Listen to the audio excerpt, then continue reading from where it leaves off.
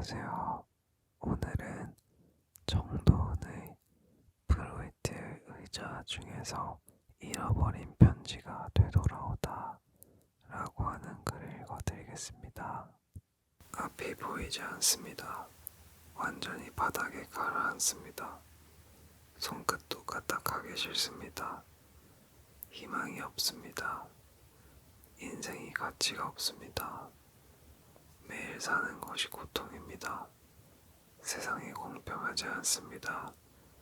화가 납니다. 이러한 기분이 드는 것이 우울입니다. 우울은 매우 불편한 감정입니다. 우울하면 우울에서 벗어나려고 자신과 싸웁니다. 쉽지 않습니다. 벗어나려고 온갖 힘을 다하지만 마치 모래 함정에 빠진 사람처럼 빠져나오기 어렵습니다. 고단한 하루하루를 살다 보면 우물에 빠진 것 같은 느낌이 들 때가 있습니다. 우울한 사람에게는 모든 일이 부정적으로 보입니다. 우물 속에서 쳐다본 하늘은 500원짜리 동전 크기로 보입니다. 우물벽은 물이 끼어 미끄럽습니다. 도움을 청하고 싶지만 창피하기도 하고 어떻게 해야 할지 마음을 정할 수 없습니다. 병이라고 할 만한 심한 우울증은 정신과 전문의의 도움을 받아 치료해야 합니다. 심한 우울증은 굳은 의지만으로 해결할 수 있는 병이 아닙니다. 그렇지만 낫는 병입니다. 우울한 기분에서 빠져나오려고 혼자서 너무 애쓰지 말고 기운을 아껴서 치료를 받아야 합니다. 현대 정신의학에서는 심한 우울증을 뇌의 생화학적 균형이 무너진 병으로 파악하고 있습니다. 그래서 그것을 바로잡는 항우울제를 투여하는 것이 효과적인 치료로 자리 잡았습니다. 그렇지만 나에게 지금 우울증이 찾아왔다면 왜 이 시점에서 그러한 일이 생겼는지 의미를 찾는 일을 약이 대신할 수는 없다고 보는 것이 정신분석학의 입장입니다. 우울의 의미를 스스로 찾을 수 없다면 정신분석가의 도움이 필요합니다. 우울한 것을 부끄러워 마세요. 우울은 흔해 빠진 증상입니다. 치료를 빨리 받으면 쉽게 좋아집니다. 문제는 일단 우울의 늪에 빠지면 치료를 시작하거나 주변 사람의 도움을 받는 것조차 엄청난 일처럼 크게 느껴진다는 점입니다. 정비불량으로 시동이 잘 걸리지 않는 자동차와 같습니다. 정신치료나 분석의 도움으로 우물 밖에 나와 우물을 내려다보면 그 우물은 깊은 우물이 아닙니다.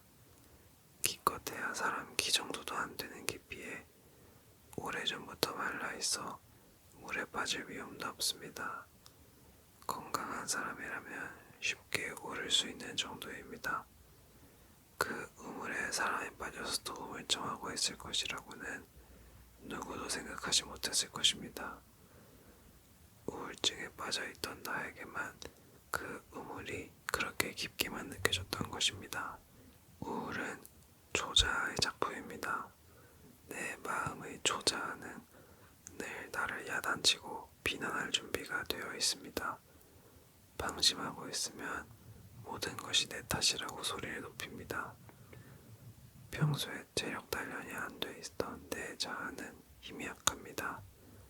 그래서 항변도 못하고 초자아의 의견을 그대로 받아들입니다. 그래서 나는 슬프고 의욕이 없고 몸이 둔해집니다. 열심히 하던 일에 흥미를 잃고 혼자 있으려 합니다. 세상에 나를 이해해주는 사람은 아무도 없는 것 같습니다. 무인도에 혼자 남겨진 기분입니다. 우울하면 생각이 잘 돌아가지 않습니다. 집중력과 기억력도 떨어집니다. 식욕도 떨어지고 불면증도 와서 체력이 급격하게 저하됩니다. 몸과 마음이 모두 무기도 없이 전쟁에 나가는 처지가 됩니다. 우울한 사람은 자신이 가치 없다고 느낍니다. 내가 죄가 많고 모든 것이 내 책임이라고 자꾸 생각하게 됩니다. 사소한 실수를 하고 나서 마치 큰 사고를 저지른 것처럼 힘들어합니다. 다른 사람의 말에 매우 예민하게 반응합니다. 평소 그냥 지나갈 이야기도 심한 비난으로 받아들입니다. 그러니 다른 사람과의 관계가 점점 나빠집니다. 피해의식이 심하면 의심증도 생길 수 있습니다. 그런데 우울은 왜 생겨나는 걸까요? 흔히 우울은 상실에 대한 반응입니다. 상실이란 잃어버리는 것입니다. 친구, 애인, 돈, 기회, 성취감, 행복, 명예, 자존심 등등 잃어버릴 수 있는 것은 아주 많습니다.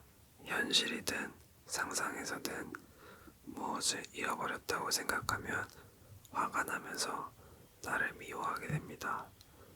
그러면 우울해집니다. 나를 너무 많이 미워하게 되면 자살이라는 극단적인 방법으로 내가 나를 죽입니다. 남에게 향할 공격성의 화살이 방향을 정반대로 돌려 자기 자신에게 꽂히는 것입니다.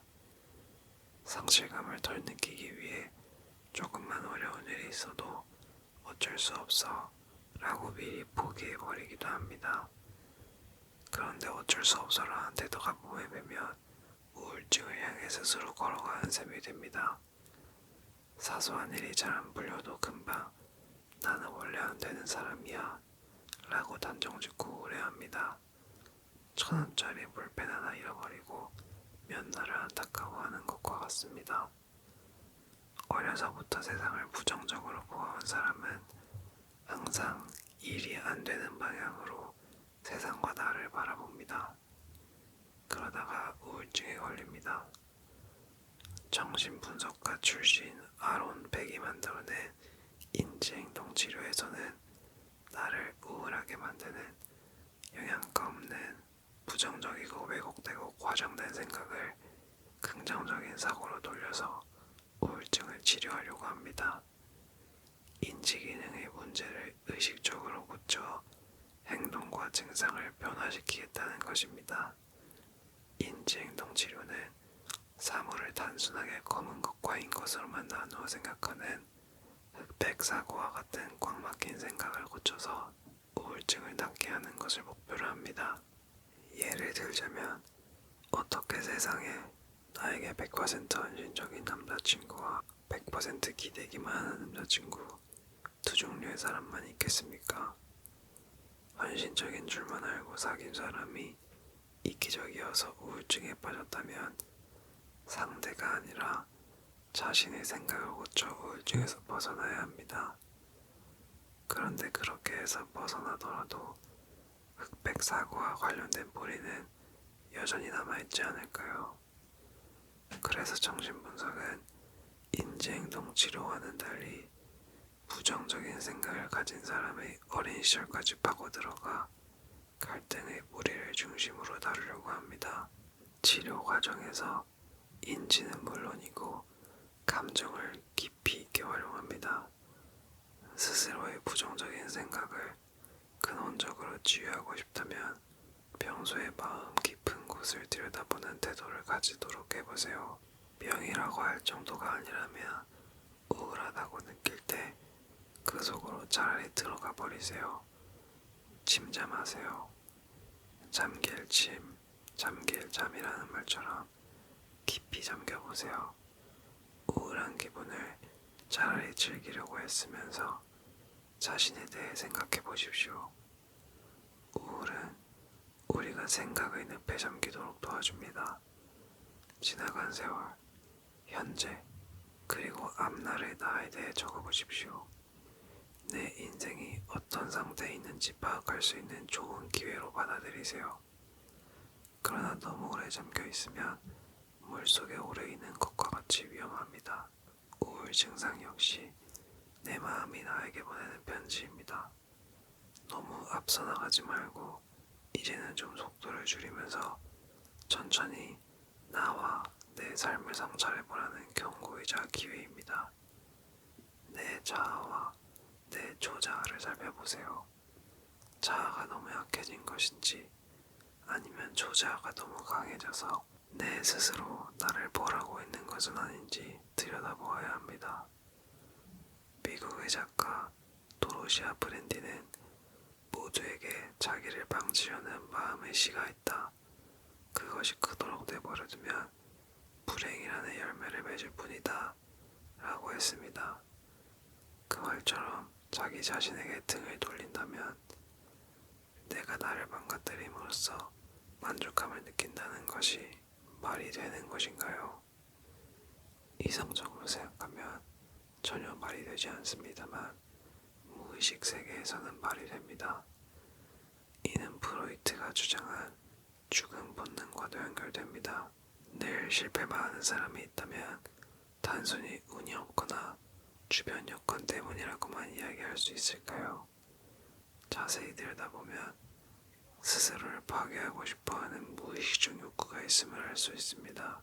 내가 나를 미워하고 내가 하는 일을 내가 실패로 이끌며 상처투성이가 되는 것에서 놀랍게도 기쁨을 찾습니다. 그러다가 끝내는 내가 나를 돌이킬 수 없이 파괴합니다. 그런 사람들이 적지 않게 있습니다. 자기 파괴의 극단적인 예가 자살입니다. 자살이 얼마나 흔한 일인지 모르는 사람들이 많습니다. 각자의 삶을 살기 바쁘기도 하지만 자살이라는 단어가 풍기는 느낌 자체가 섬뜩해서 별로 알고 싶지 않아서 그렇습니다. 그런데 꼭 높은 곳에서 뛰어내리거나 약을 먹거나 목을 매거나 손목을 끊는 것만이 자살행위가 아닙니다. 은근하게 숨겨진 자살행위가 있습니다. 건강에 해로운 일을 꾸준히 또는 중동적으로 하는 것도 일종의 자살행위입니다. 예를 들어 흡연, 폭음, 폭식, 약물 남용이 그러합니다. 자신에게 나쁜 줄 알면서도 그러는 것은 불안을 해소하려는 시도이기 때문입니다. 내가 나를 처벌한다는 의미도 있습니다.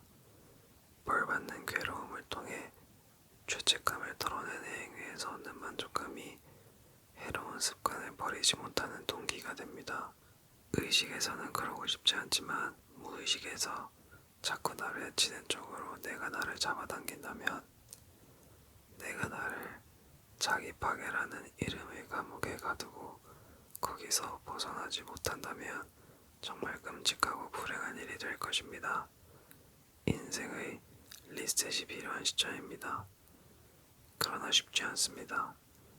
어떤 행동이 자신에게 해가 된다는 것을 뻔히 알면서도 계속 그렇게 합니다. 그리고 거기에서 기쁨을 느낍니다. 이를 피합증이라고 합니다.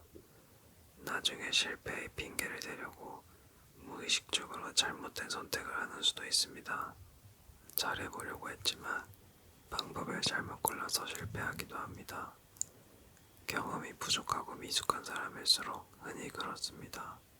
자존심이 낮거나 자아가 스트레스를 받는 상태에서 자기 파괴적인 행동을 쉽게 합니다.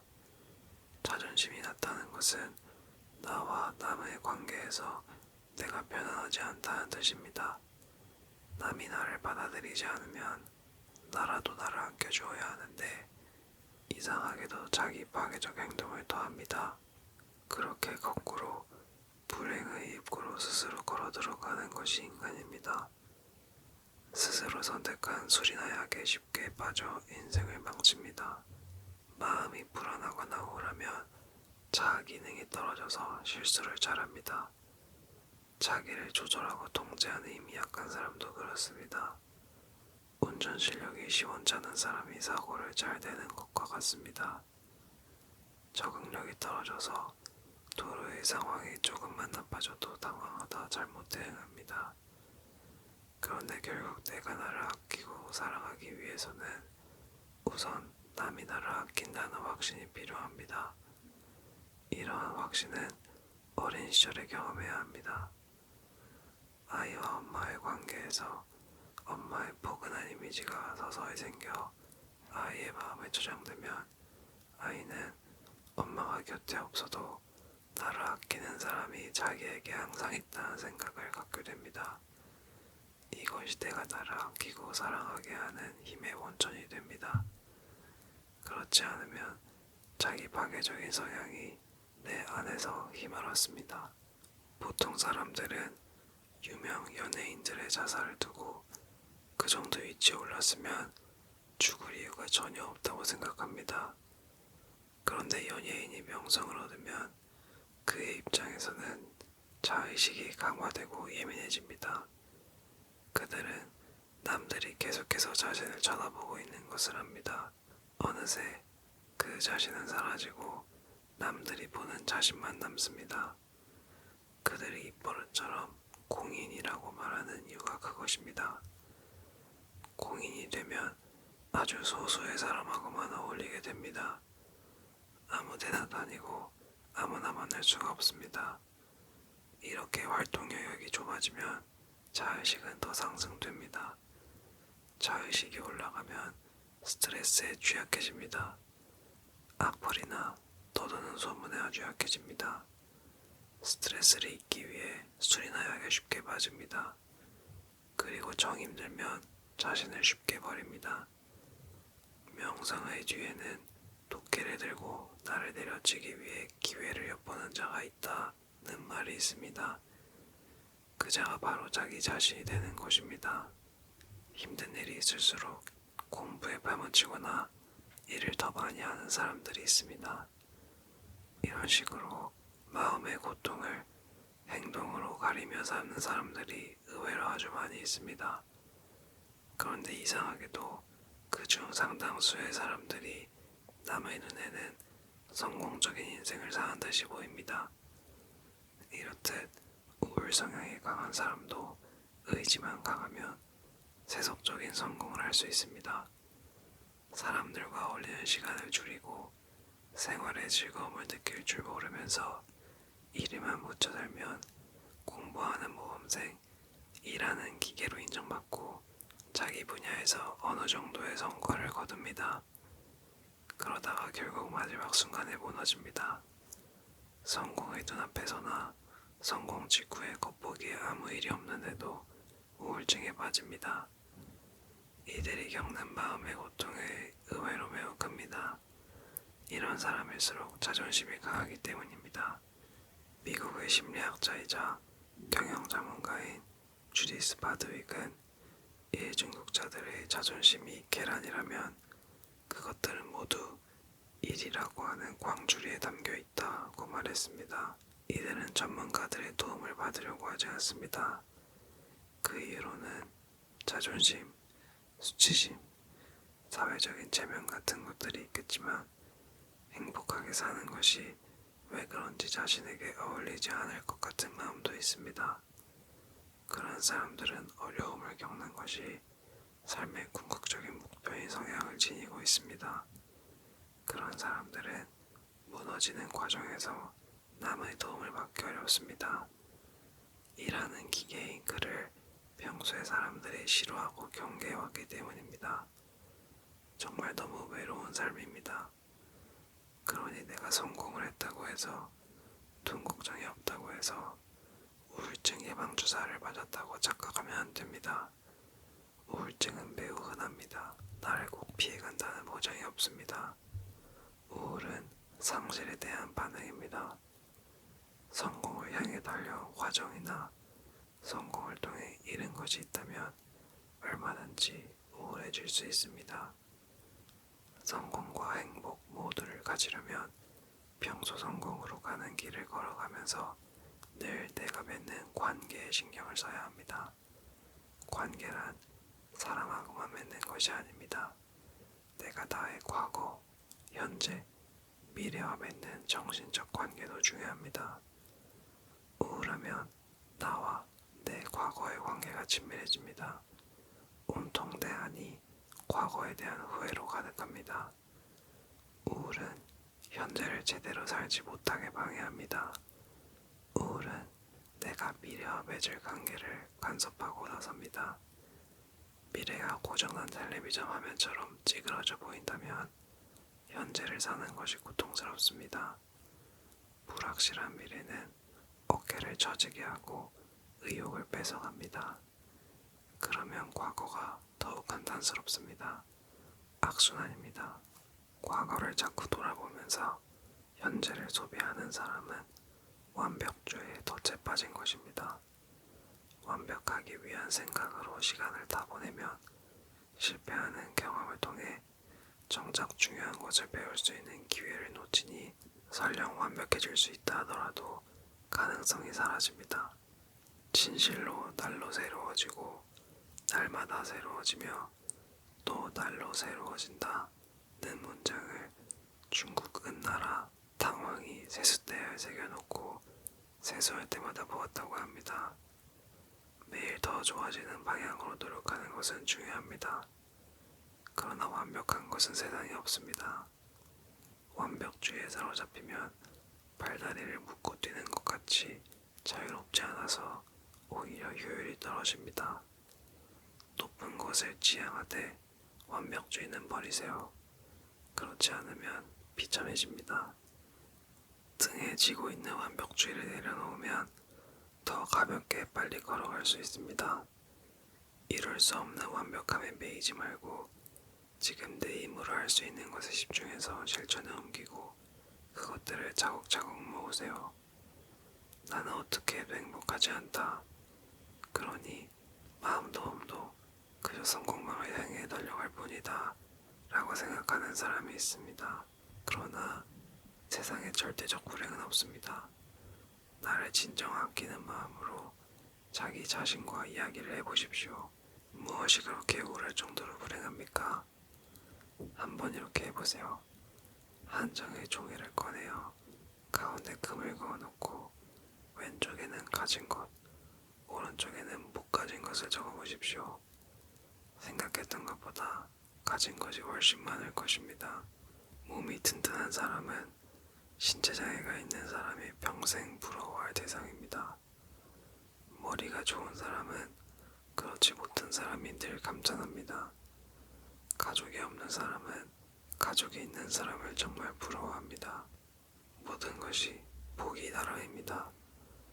보는 각도에 따라 사물은 전혀 달려 보입니다. 고독은 혼자 있어 외로움입니다. 혼자 있는 이유는 다양합니다. 같이 있을 사람이 없어 혼자 있기도 하고 스스로 혼자 있기를 원해서 그렇기도 합니다. 외로움은 참기 힘든 느낌입니다. 현대사회가 아무리 개인의 사생활을 강조해도 누군가와 가까이 있고 싶고 연결되고 싶은 마음은 인간의 기본 욕구입니다. 그러나 같이 있으면 아무래도 간섭을 받습니다. 외롭지 않으면서 자유롭기는 어렵습니다. 거기에 갈등이 있습니다. 현명한 사람들은 고독과 외로움을 구분해 말합니다. 고독이란 혼자 있는 즐거움이고 외로움은 혼자 있는 고통이라고 합니다. 외로움은 털어내야 할 감정이지만 고독은 추구해야 할 이상일지도 모릅니다. 고독은 사람을 강하게 만듭니다. 그러나 대가는 치러야 합니다. 혼자 있을 수 있는 능력이 없으면 정말 힘듭니다. 그러기 위해서는 내 아내의 부모가 아주 강해야 합니다. 남에게 매이지 않으면서 편안하기는 쉽지 않습니다. 외로움은 외로움을 낳습니다. 외로워하는 사람은 남을 불편하게 합니다. 그가 외로움을 해결하기 위해 끌어당기는 에너지가 너무 강해서 사람들은 그의 곁에서 떨어져 나갑니다. 그러면 그는 남들이 자기를 거부한다고 받아들여 절망하고 분노합니다. 어떤 사람은 그들에게 복수하기 위해 자살까지 생각하기도 합니다. 자기가 죽으면 그들이 슬퍼할 것이라고 생각합니다. 물론 따라 죽을 것 같이 애통해할 사람도 있겠지요. 그러나 시간이 지나면서 내 죽음은 바쁜 일상에 묻혀 잊힙니다. 흔히 외로움을 해결하는 방법은 사람을 곁에 두는 것입니다. 누군가와 함께 밤이 늦도록 밥을 먹고 술을 마시고 노래방에 갑니다. 그러면 행복할까요? 지친 몸에 밤이슬을 맞으며 아무도 기다리지 않는 집으로 돌아가지만 마음의 빈자리는 여전히 채워지지 않습니다. 외로움을 물리치려고 많은 사람들이 종교를 찾습니다. 종교의 진정한 의미는 신을 통해 내면의 자신과 만날 수 있는 것이어야 합니다. 그저 자신과 같은 종교를 믿는 사람들과 자주 만난다고 외로움이 쉽게 해소되지는 않습니다. 군중 속에서 얼마든지 외로울 수 있습니다. 그들 속에 있다고 그들과 같이 있는 것이 아니기 때문입니다. 사람들과 어울려서 외로움을 해결하려는 것은 독감에 걸렸을 때 열을 내리게 하는 약 같은 임시 처방일 뿐입니다. 외로움을 사회적인 계약으로 해소하려는 방법 중에 하나가 바로 결혼입니다. 결혼하면 외로움이 해소될 듯 싶습니다. 그러나 결혼이 주는 안정감은 그리 오래가지 않습니다. 결혼이 주는 달콤한 향기가 영원할 수 없다는 사실 받아들여야 합니다. 예전에 비해서 결혼에 대한 자기 결정과는 커지고 있습니다. 결혼하지 않는 삶이나 결혼해서도 아이를 낳지 않는 것에 대해서도 예전과 같은 부담감은 없습니다. 사회적으로도 결혼이 강조하는 결속력은 약해지고 있습니다. 이혼도 아주 흔한 일이 되어버렸습니다. 1인 가구의 시대가 왔다고 합니다. 그러나 결혼을 하지 않기로 자신 있게 결정했다고 외로움이 자동으로 변제되지는 않습니다. 외로움을 고독으로 승화시켜 활용하는 능력을 키워야 합니다. 인간은 어차피 태어날 때부터 죽을 때까지 고독한 존재입니다. 결혼한 모든 사람이 적어도 평생 한 번은 이혼을 한다는 말이 있습니다. 100년 애로를 서약하고 충실하게 따른 부부도 아내나 남편 중 한 사람이 반드시 먼저 죽기 마련이니 결국은 헤어진다는 뜻입니다. 그러면 외로움은 어쩔 수 없는 일일까요? 외로움은 타인과 나와의 관계라고 생각하지만 정신 분석의 입장에서 보면 그렇지 않습니다. 외로움은 내 속의 나와 현실 속의 나 사이에 소통이 끊어진 상태입니다. 사람들을 만나 수다를 떨고 파티에 가서 술을 마시고 춤을 춘다고 해서 해결되지 않습니다. 텔레비전이나 영화에 빠져도 시간대역일 뿐 근본적으로 외로움을 해결할 수는 없습니다. 바쁜 척한다고 내 마음을 끝까지 속일 수는 없습니다. 끊어진 끈을 다시 이으려면 고독을 통해 접근해야 합니다. 고독은 격리된 삶을 말하는 것이 아닙니다. 자신의 내면을 들여다보는 여유, 능력, 재미를 말합니다. 고독 상태로 들어가 내 안의 나와 정면으로 만나서 대화를 하세요. 나의 삶이 어디에 와 있는지, 내가 사는 이유와 의미는 무엇인지, 삶의 기쁨은 무엇인지를 찾아보세요. 무엇을 두려워하고 있는지, 과연 그것들이 두려워할 만한 가치가 있는지 정성을 들여 알아보세요. 가끔은 마음의 서랍 정리도 필요합니다. 고독은 인생의 속도를 약간 늦추는 일입니다. 우리는 고독을 통해 성장합니다. 남녀 관계에서도 진정으로 고독한 사람들이 만나야 오래 지속되는 진실한 관계를 맺을 수 있습니다. 점령국과 식민지가 아닌 독립국들끼리 외교 관계를 맺어야 관계가 원만한 것과 같습니다. 내 마음이 누구의 식민지라면 그와 평등하고 행복한 관계를 유지할 수 없습니다.